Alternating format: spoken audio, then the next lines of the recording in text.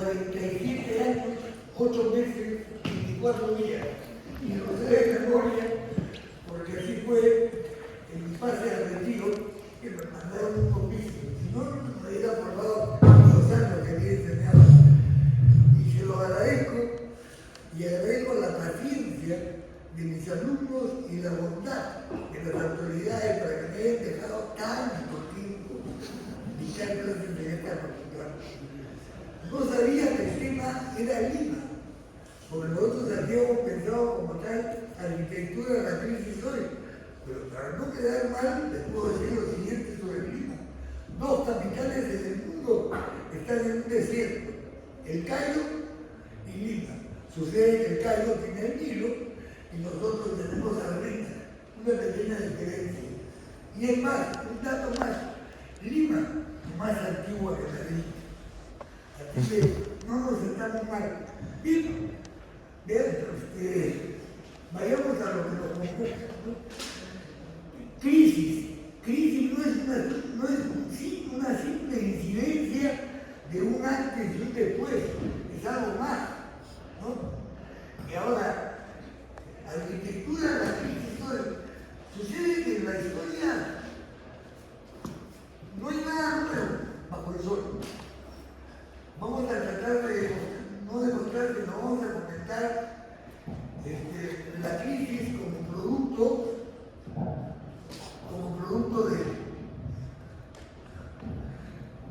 de la modernidad y el cuestionamiento a ella. Pero cuando estábamos pensando, con Andrea, la repita del Castillo, sobre la forma de instalar el problema, me hizo que fue lo mismo, ¿no? Que estábamos ahí en mi casa y se me vino una idea a la cabeza, ¿no? Algo parecido, y para demostrarlo, porque uno no debe solo sentenciar las cosas sin demostrarlas, uno tiene que demostrarlas. Hablemos del Renacimiento. El Renacimiento, ¿no?, es la tesis. El manierismo que continúa el Renacimiento es la antítesis y el barroco es la síntesis. Algo parecido, guardando la distancia, porque el tiempo en Occidente es lineal, pasado, presente, futuro, más que el tiempo, ¿verdad? Y en Oriente es circular, todo regresa al mismo punto. Pero en este caso, nosotros vamos a tratar de no demostrar, sino incidir en el movimiento moderno como tesis, la posmodernidad como antítesis, y aún no hemos llegado a la síntesis. ¿Ya? Bien, el movimiento moderno nace en Chicago, ¿no?, con la escuela de Chicago, aunque muchos profesores europeos digan, como decía Peter, que la cosa era con Peter Bennett y compañía, quedémonos con la escuela de Chicago como punto de partida a la modernidad, ¿no es cierto? De ahí comienza la vanguardia, comienza una cosa diferente, algo que me había llamado la atención, ¿no? Era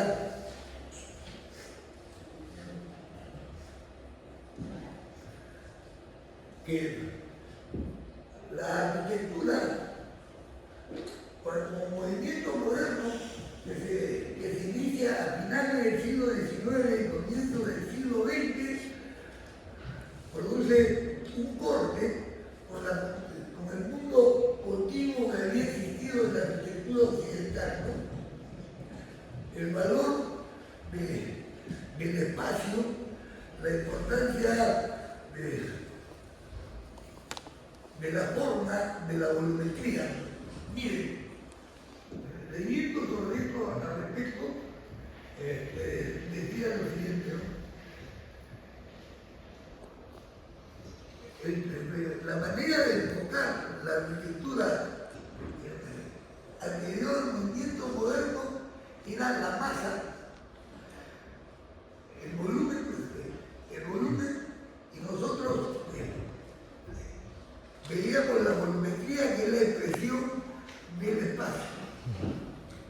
Ese es el cambio. Y comienzan las cosas, ¿no? Comienza la destrucción de la casa de Pablo Rey, los 5 puntos de arquitectura de Corbusier, ¿no? Claro. Y después, siendo estos 2 grandes maestros, de los 4 grandes que tiene el movimiento moderno, Corbusier, Wright, Gropius y Mies, aparece el Bauhaus, que es el hijo de la escuela de diseño Bergund alemana de Peter Behrens, ¿no?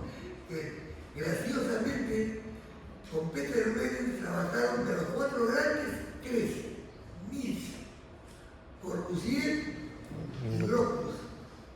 Y ellos en 1913, colaborando en el Bergund y en la oficina de Peter Behrens, hacen la primera exposición de arquitectura moderna de la Escuela de Chicago con la Casa de la Pradera, ¿no?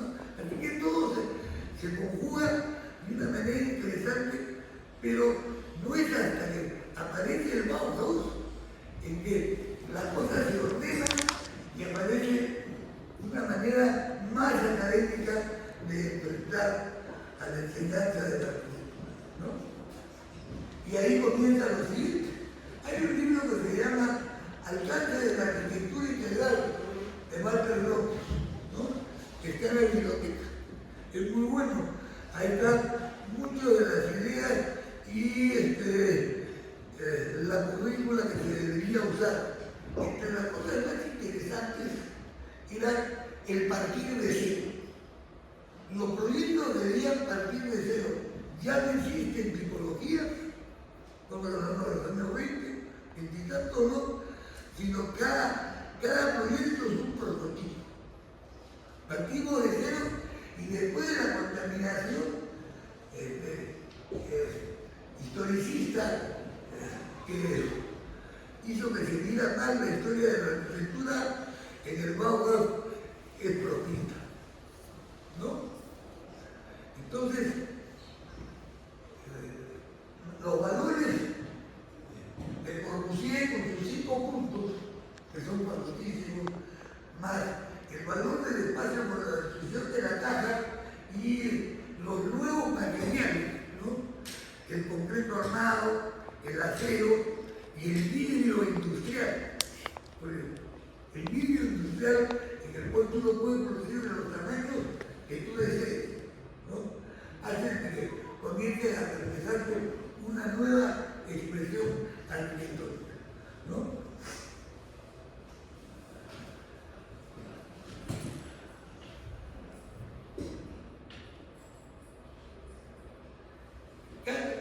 El espíritu de la época es la civilización y el espíritu del lugar es la cultura, ¿no?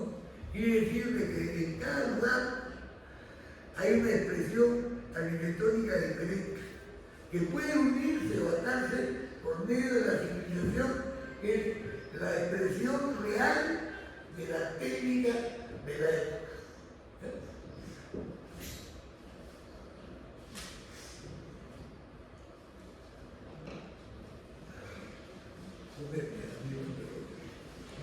Mire, justo le había pedido a ella poner este edificio de China, el Viva Terroe, ¿no? Donde, como y lo junté acá, a diferencia de mi colega de Berlín con computadora, yo he sido soy chapado antiguo. La caja de cristal de Viva Terroe, como un contenedor de cualquier función, entendido como un contenedor. El problema no será de distribución, sino de espacio dinámico para que pueda salvar las cosas, para poder resolver las cosas dentro de él, ¿no? Sus indicadores y discípulos lo tomaron como paradigma y con los estantes y como íconos de las grandes corporaciones, ¿no? Los edificios de mi Terroe. Yo tuve la suerte de estar varias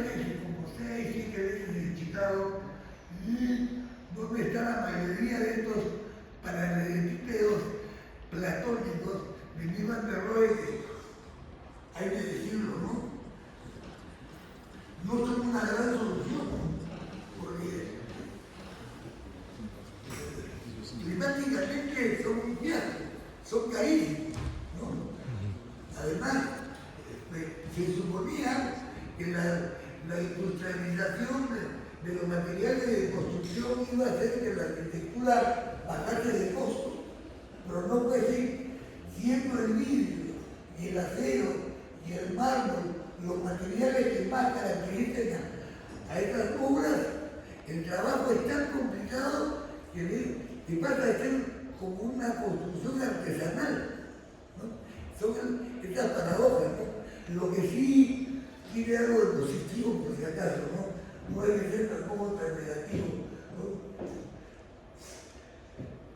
El uso del doble vidrio exterior hace que acústicamente y térmicamente sea el doble vidrio como un espacio libre de internet, ¿no? Bien, comienza a aparecer un montón de posibilidades arquitectónicas. El Bauhaus, la importancia del edificio del Bauhaus, en el edificio del Bauhaus está todo lo que se propuso en la filosofía arquitectónica de dicha escuela. Todo está condensado en el edificio que hasta ahora existe, ¿no? Que graciosamente, como se encontraba en la Alemania Oriental, en la época de antes de la caída del muro de Berlín, que hasta estuvo hecho a dos aguas, ¿no? Ahora ha sido restaurado y puesto en valor. Por si acaso, mis estimados colegas, restauración no pensemos solo a lo antiguo, ahora se tiene que restaurar cosas de hace 50 años. Yo tuve una experiencia muy interesante sobre eso. Restauré una casa estilo buque en la punta, donde era mayor concentración de casas estilo buque, de Héctor Velarde, ¿no? Y me encontré con serios problemas por el manejo del concreto y de una manera no tan ortodoxa como nosotros lo vemos, ¿no? Pero bien, cambiando y siguiendo a lo que nos convoca, ¿no? Toda esta modernidad, todo este movimiento moderno se inicia desde el comienzo del siglo XX y termina en los años 60, ¿no? Entra en crisis, justo entra en crisis al punto de no retorno en 1959 en el Siam, en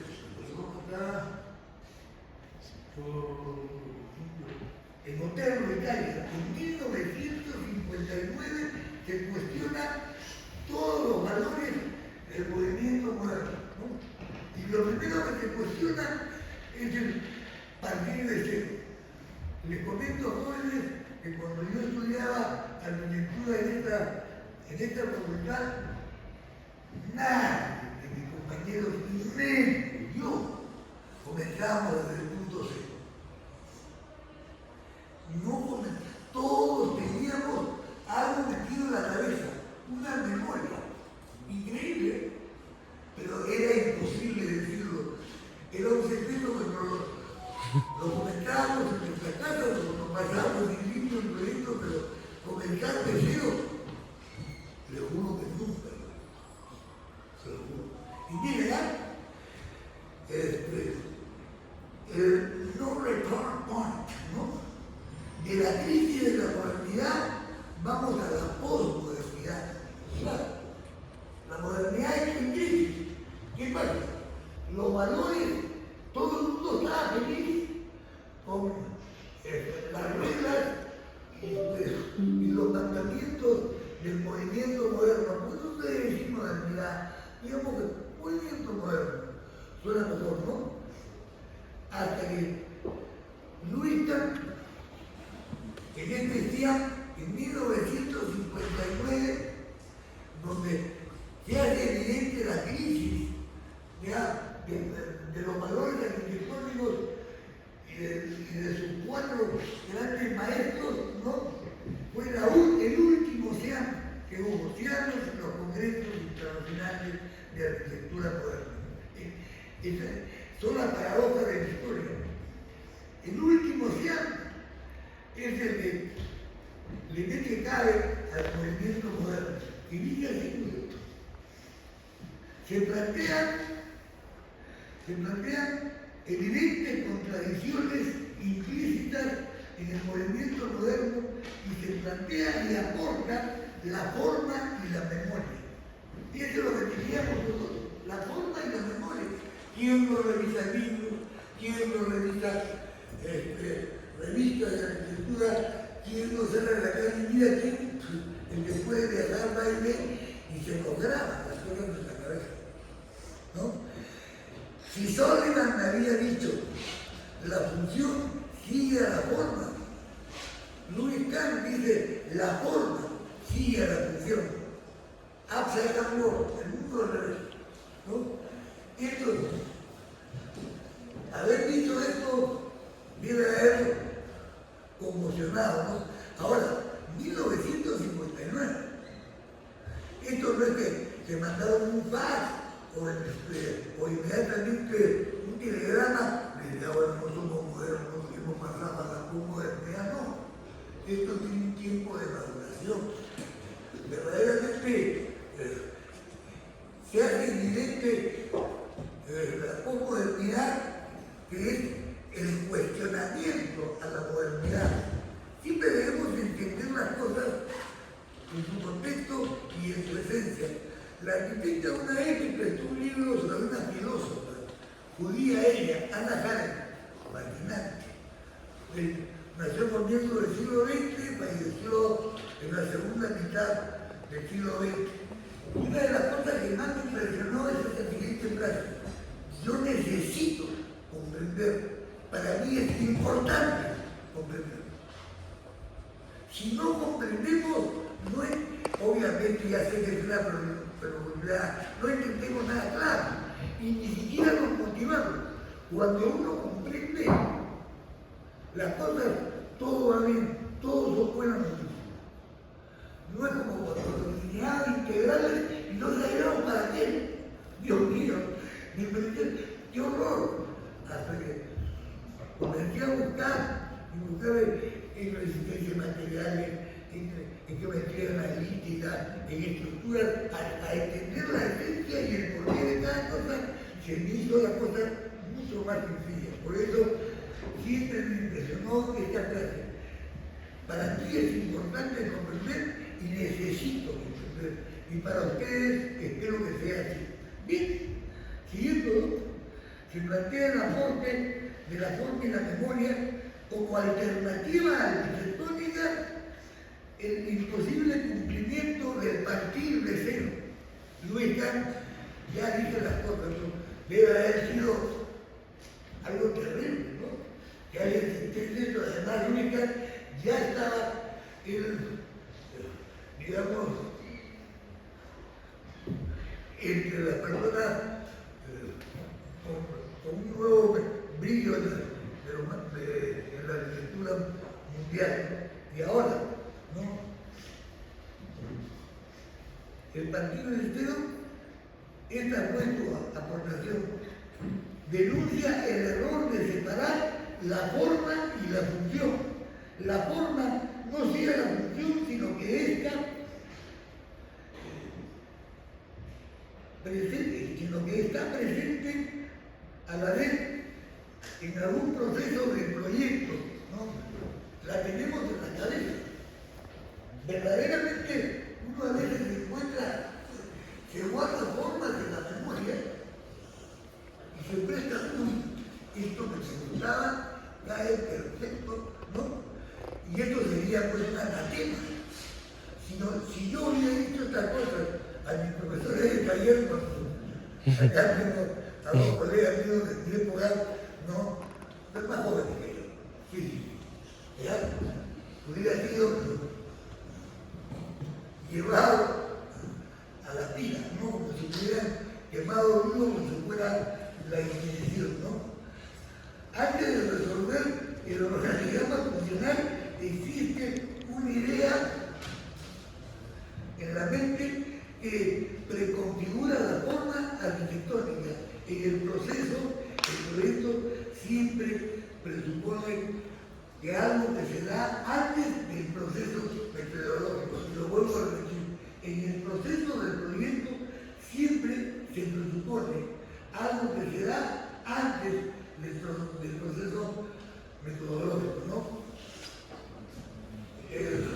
Hay una cosa que decía mucho Luis Campos, ¿no? Que es el que inicia toda esta crisis, entre comillas, pone en crisis al movimiento moderno de una manera muy sencilla. Hay dos tipos de espacios: espacios servidores y espacios servidos. Y con eso se puede manejar mejor la cosa. Siempre. Esta necesita que suena sencilla. No, ay, espacios servidores. Sí, bueno. El espacio servidor es el que te lleva. Es un corredor.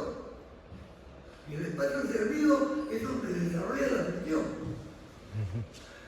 Suena de unidad, pero si no, cuando comienza a motivarse y a pensar en estas cosas, comienza la cosa a arreglarse.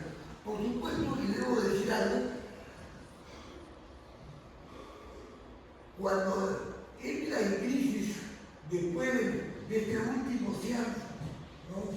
del año 59, y que lo hace el Luis Kahn estudió en un arquitecto norteamericano y él estudió con los sistemas de Mozart. Es decir,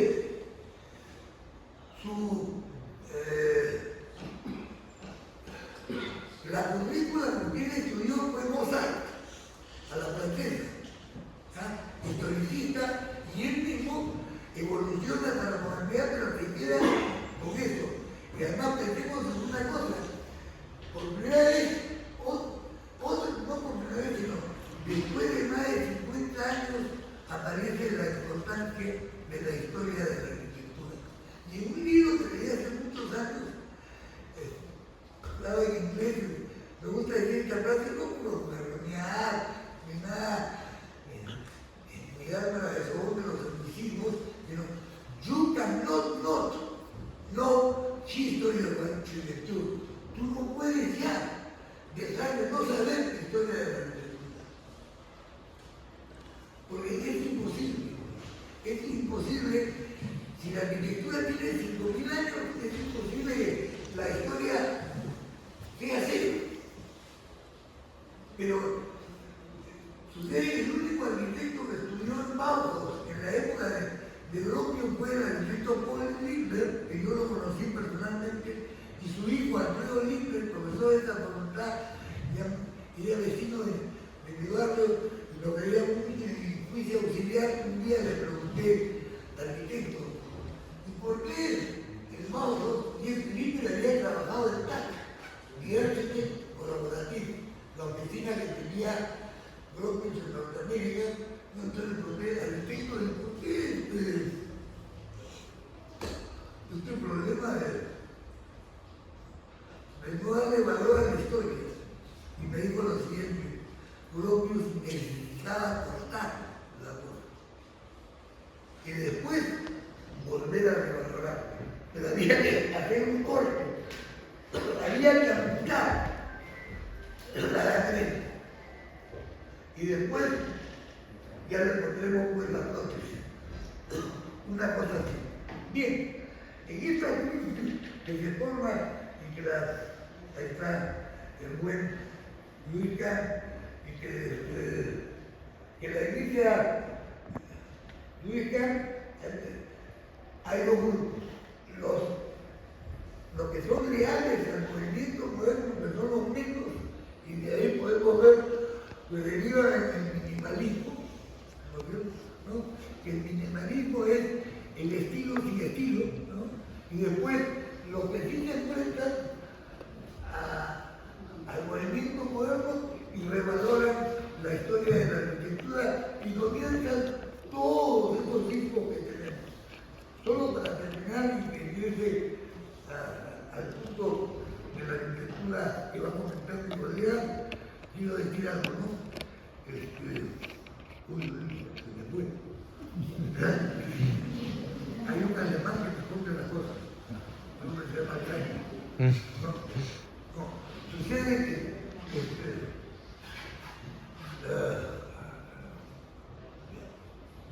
Sucede que este cuestionamiento a la modernidad, donde aparecerán todos los signos y podemos llegar hasta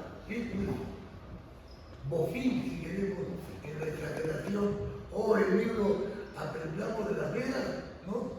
Y los minimalistas, leyendo sobre los minimalistas y conversando con mi nieto, que es estudiante de arquitectura y está por acá, ¿no? El libro sobre el minimalismo que leí la semana antepasada decía que el minimalismo no es como Lee Van der Rohe, ni siquiera la frase less is more es de Lee Van der Rohe, sino de Peter Meren. Pero el minimalismo de la cultura occidental comienza con la arquitectura cisterciense. Los cistercienses son una congregación que hasta ahora persiste, ¿no?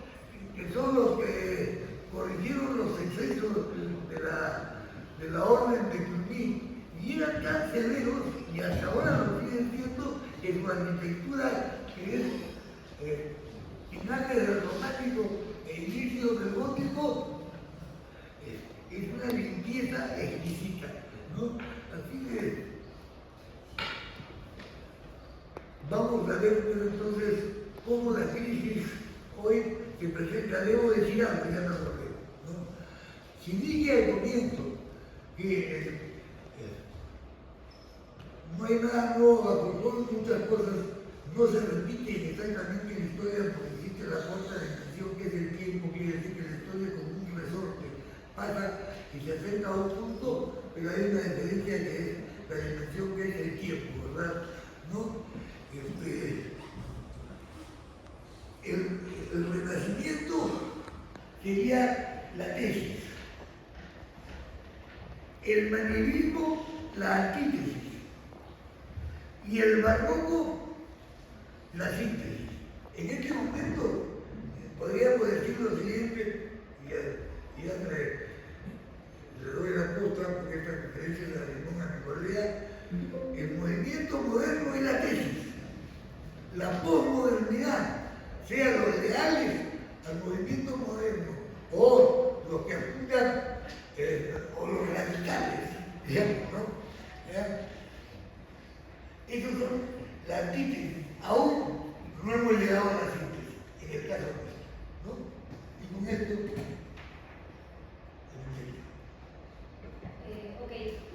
arquitecto.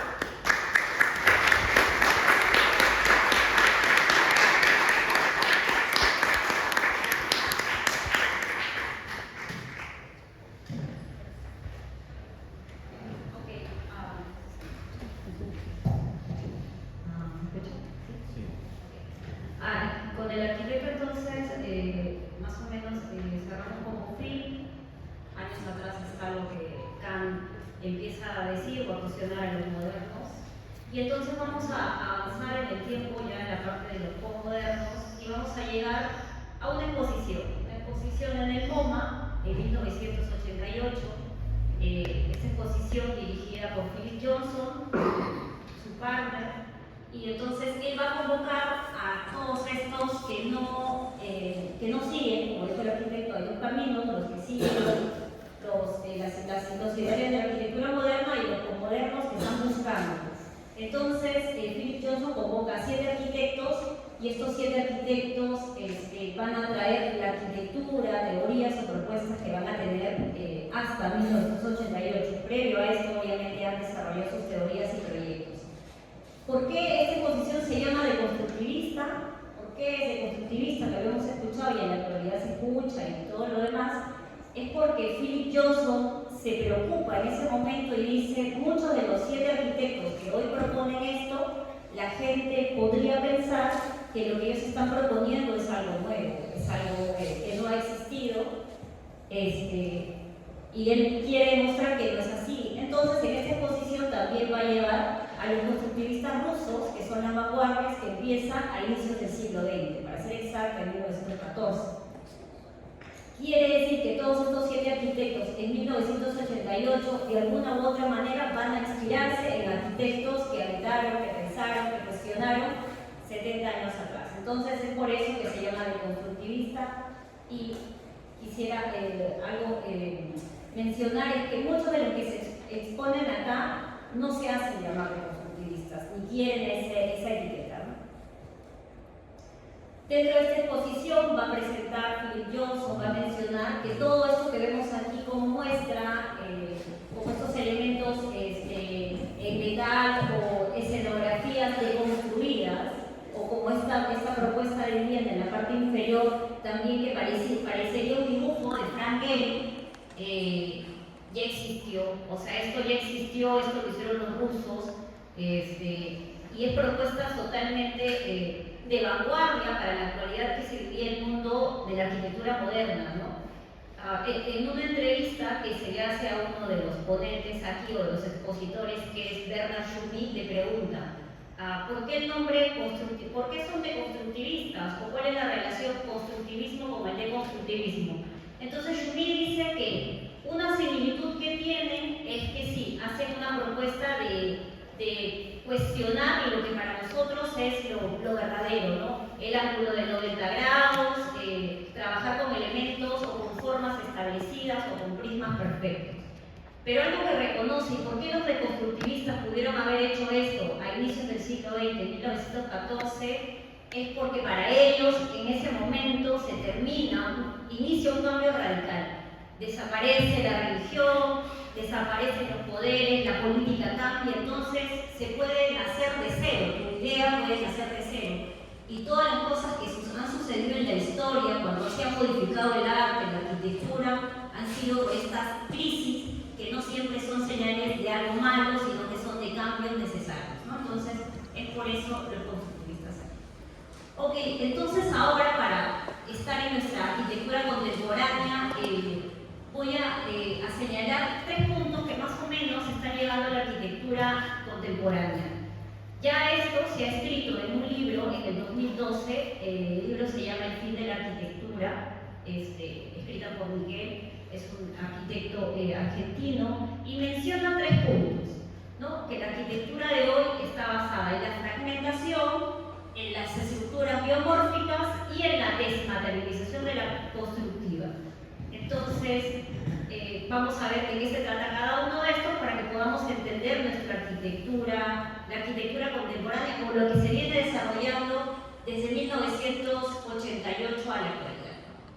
La fragmentación, ¿por qué? Un claro ejemplo va a ser Bernard Schumit con el Parque La Villette, que la desarrolla en Francia en un concurso, ¿no? Con 300 o 600 concursantes. Va a ganar Bernard Schumit, que era un teórico que piensa de una manera diferente a lo que se dice. Por ejemplo, una premisa que tiene el arquitecto Bernard Schumit es que la arquitectura no debe partir de la forma, sino que la arquitectura debe partir de una idea. Y más allá de una idea también debe partir de la pregunta. Y también dice Bernard Schumit, cuando le cargan este parque, es que él no quería hacer un parque como normalmente hacemos aquí en el Perú, por ejemplo una X, ¿no? Que atraviesa el parque, sino él desarrolla 36 elementos diferentes y cada elemento diferente tiene una forma diferente que parecería que está ensamblada de maneras extrañas o con retazos o con pedazos. Entonces Bernard Schumit trabaja la fragmentación a través de eso, ¿no? Hace la arquitectura como si algo que trata de unir elementos en uno solo, pero cada elemento es independiente, ¿no? Y él desarrolla una historia a través de este parque, ¿no? Entonces, aquí podemos ver la fragmentación que se da.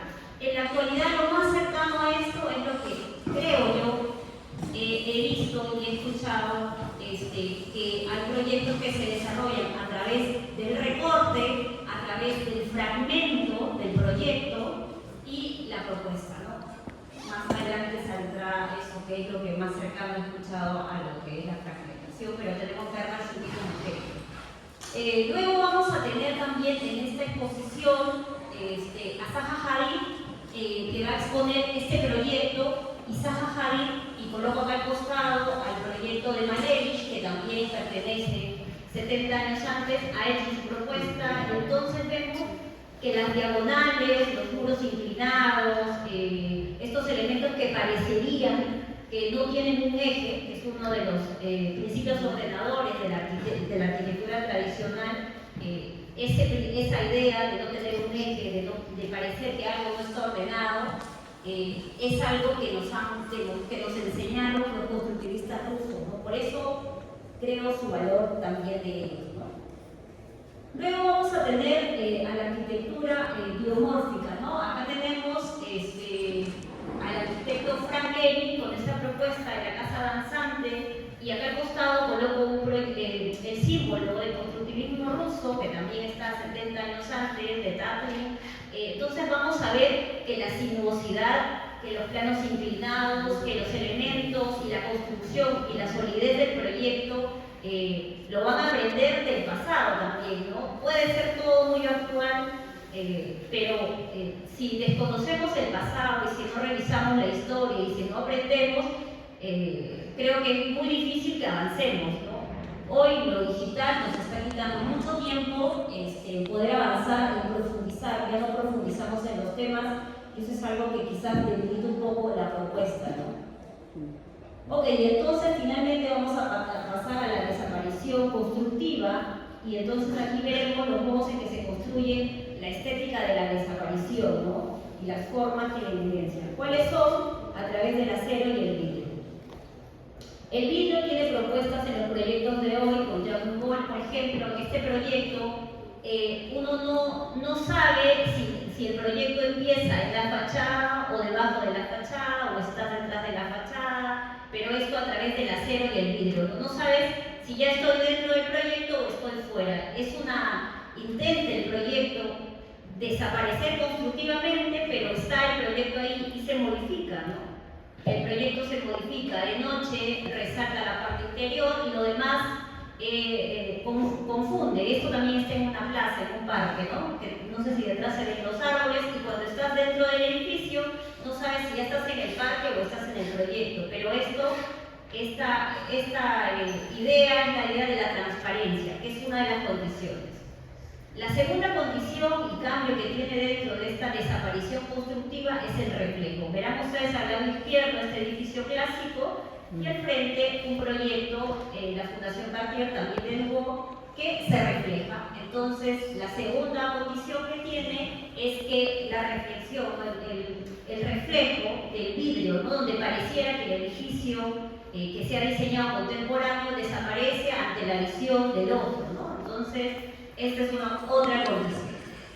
La tercera es el blur o lo borroso, que también se propone, que también está basado obviamente en la arquitectura, siempre está conectada con el arte, la pintura. Estas son pinturas de Peter Saville, y lo vamos a ver en este proyecto de Eduardo Arroyo, ¿no? Donde mezcla texturas para que pueda, como si pudiera desaparecer, ¿no? El edificio, cambiar, ¿no? Y cuando se enciende se ve de una manera, y cuando el edificio se apaga está en otras condiciones, ¿no? Entonces son estos tres elementos que también van a cambiar. Acá podemos ver también ciertos elementos que tenemos de cambio, ¿no? Con respecto al blur o lo borroso, ¿no? Que son propuestas. Y aquí nos vamos a ir, para ir cerrando ya esta parte de la desaparición constructiva, es que en la actualidad se trabaja el revestimiento, los relieves, los muros, como elementos que uno no puede definir si son solo elementos o hay estructuras que la agarran, o prácticamente como que no tenemos claro cómo podríamos o cómo se mantiene el edificio, ¿no? Este es un proyecto en Barcelona, en el Foro de Barcelona, y podemos acá ver también, ¿no? El edificio cambiante y lo borroso. Y entonces, a través de todo esto que acabamos de ver, podemos notar esta estética de la desaparición que se menciona en este libro, El fin de la arquitectura, de este arquitecto argentino. Y lo que queríamos con el arquitecto en esta ponencia era poder mostrarles a los estudiantes de nuestra querida facultad que es mediante el conocimiento de cosas que han pasado en el pasado que uno puede llegar a entender el presente, y que también podríamos lograr nuevas propuestas si podemos indagar, investigar, lugar en el pasado y cuestionar algunas cosas y proponer otras, pues, ¿no? Eso nos gustaría. Y ya con esto cerramos la ponencia. Muchísimas gracias.